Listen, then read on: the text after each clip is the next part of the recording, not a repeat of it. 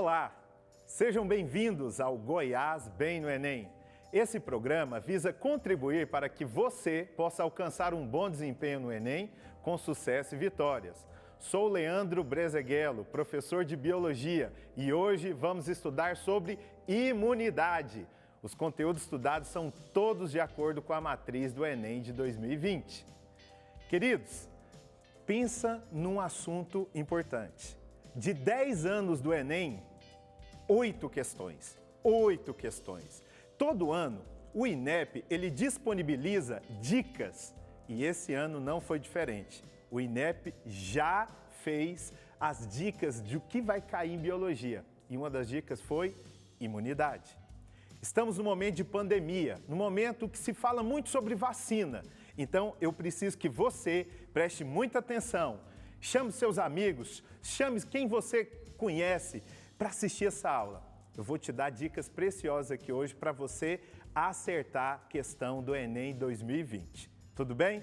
Começando então, a parte de imunidade, ela faz parte da competência de área 4 de Ciências da Natureza. Competência que fala que o estudante deve ser capaz de compreender interações entre os organismos e ambiente, em particular aquelas relacionadas à saúde humana, relacionando conhecimentos científicos, aspectos culturais e características individuais. Dentro dessa competência, nós temos a habilidade número 14. A habilidade 14 fala que o estudante precisa ser capaz de identificar padrões em fenômenos e processos vitais dos organismos, como manutenção do equilíbrio interno, defesa, relações com o ambiente, sexualidade, entre outros. Então você está vendo que a parte de defesa ela está presente aqui. Mas e o que é uma imunidade? Imunidade é a capacidade que o seu corpo tem para se proteger e se defender de agentes patogênicos. O que é um agente patogênico? É aquele agente que é capaz de instalar uma doença no seu organismo.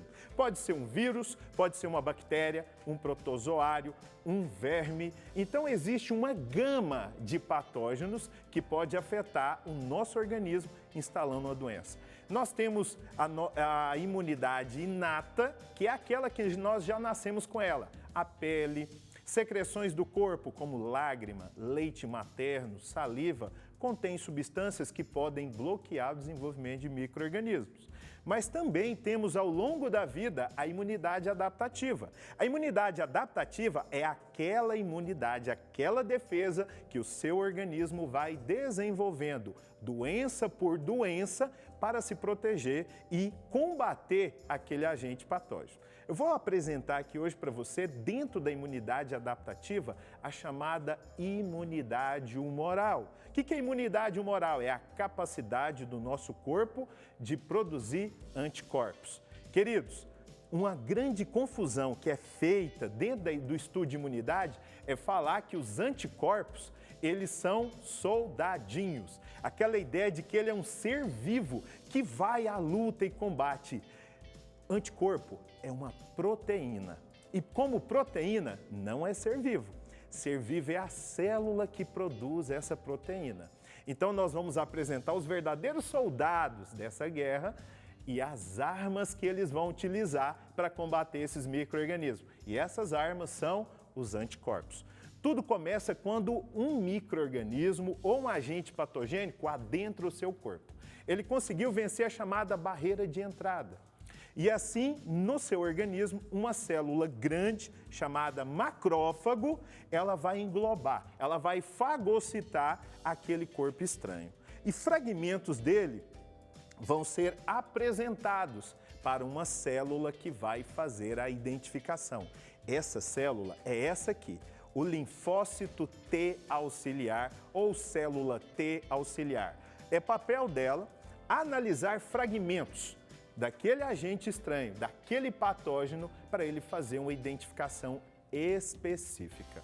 Uma vez que esse patógeno foi englobado pelo macrófago, parte dele, fragmentos dele são apresentados para o linfócito T auxiliar e esse linfócito T auxiliar, de fato, reconhece que existe um corpo estranho, um antígeno, então ele sinaliza quimicamente com a liberação de substâncias chamadas citocinas para a célula B ou linfócito B. Esse linfócito B, ele vai ser estimulado pela a célula T auxiliar a se proliferar e se diferenciar num tipo celular específico. A célula que ele vai se diferenciar chama-se plasmócito. Esse plasmócito é a célula que produz anticorpos. Então ele se diferencia em plasmócito, produz as proteínas de defesa, os anticorpos, e também parte desses linfócitos B viram as chamadas células de memória ou linfócito B de memória. Essas são células que ficam na sua circulação ao longo da sua vida e são capazes de reconhecer aquele agente patogênico que invadiu o seu corpo e instalou uma doença. Nós chamamos isso de memória imunológica. É por causa disso que algumas doenças que têm baixa variação na sua estrutura genômica do patógeno, que nós não pegamos novamente. Por exemplo, é muito comum eu pegar sarampo só uma vez na vida. Também é comum eu pegar catapora só uma vez na vida. Algumas doenças nós pegamos uma única vez porque o nosso organismo desenvolve a memória imunológica. Doenças que são recorrentes, que ocorrem mais de uma vez, como por exemplo a gripe, significa que esse patógeno tem uma variabilidade, ele tem uma diversidade de formas e cada vez que ele invade e o meu corpo não a reconhece, a doença pode ser instalada. É assim que o nosso corpo grava e memoriza quem é aquele invasor, evitando que novas infecções sejam causadas por ele. Então, nós observamos o seguinte, que o linfócito B se diferencia em plasmócito. Eu costumo brincar o seguinte com os estudantes. É a mesma coisa, o linfócito B, ele é o Clark Kent, o plasmócito é o super-homem. O Batman é o plasmócito, mas o Bruce Wayne é o linfócito B, entendeu? Então, existe dois tipos celulares diferentes que um é ativado para combater o patógeno, o outro não. Então, olha o que acontece. Uma vez que ele já está diferenciado, ele apresenta na superfície dele receptores de antígeno. Quando ele reconhece esse antígeno, a próxima invasão, ele prolifera e está pronto para combater aquele micro-organismo, antes dele instalar a doença, antes dele manifestar. Então, olha o que acontece. Ele se prolifera, de novo, se torna plasmócito produzindo anticorpo e forma mais células de memória. Cada vez que essa célula de memória reconhece esse antígeno, ela prolifera mais e vai produzir mais anticorpos, evitando a instalação daquela doença. Deixei aqui uma frase importante para você não esquecer. Toda vez que você produz anticorpo, você está tendo uma imunização ativa. Imunização ativa é aquela que o seu organismo produz um anticorpo. E toda imunização ativa você forma células de memória, sempre, ok? E detalhe, todo anticorpo formado, ele é altamente específico. O anticorpo, normalmente, ele é uma proteína que tem uma forma que lembra um Y. Ele tem um formato de um Y e a extremidade dele é altamente específica. Ela tem uma forma tridimensional que permite um perfeito encaixe com a molécula antígena. Nós chamamos esse mecanismo de modelo chave fechadura. Da mesma forma que uma chave, ela tem uma forma ali nos dentinhos dela para encaixar ali na fechadura e abrir só aquela, o anticorpo ele vai ter uma forma tridimensional que garante um encaixe no antígeno. Dessa maneira ele só combate aquele antígeno. E como que ele combate? Como que ele faz para combater? O anticorpo vai lá, se conecta naquele patógeno e faz o quê? Ele mata ele? Nem sempre. Na maioria das vezes, ele é só uma forma de sinalizar, de identificar o patógeno. Uma vez você tem um anticorpo circulando, ele se conecta no patógeno e é a maneira de alertar o seu sistema imune e falar, tem um invasor, vamos combater ele aqui agora. É assim que funciona, ok? E cada anticorpo só combate um tipo de antígeno. Então, o anticorpo para sarampo é só para sarampo. O anticorpo para gripe é só para gripe. Anticorpo para meningite é só para meningite. Cada anticorpo é específico do seu antígeno, ok? E quando você vai produzir esses anticorpos, olha o que acontece. Se você nunca produziu anticorpo para aquele determinado antígeno, você tem 0 daquele anticorpo no seu organismo. Mas aí você tem o primeiro contato com esse antígeno. Leva de 7 a 14 dias para você produzir uma quantidade de anticorpos capaz de neutralizar esse antígeno. Nós chamamos isso de resposta imune primária. Resposta imune primária, ela é caracterizada por ser longa, demorar ali até 2 semanas e produzir uma pequena quantidade de anticorpos, mas que é suficiente para você inativar aquele antígeno. Você não zera a quantidade de anticorpos porque você continua com as células de memória circulando. Mas a próxima vez que você tiver contato com o antígeno, você vai ter rapidamente a proliferação das células de memória que vai produzir uma grande quantidade de anticorpo. Essa é a chamada resposta imune secundária. Você tem uma grande produção de anticorpos em um curto espaço de tempo. Toda vez que você pega um contato com esse antígeno, você tem resposta secundária. Quando você toma um reforço de vacina, você tem uma resposta imune secundária. Sempre assim, ok? Então, nós vamos ter 2 formas de imunização, de ter anticorpo no seu corpo.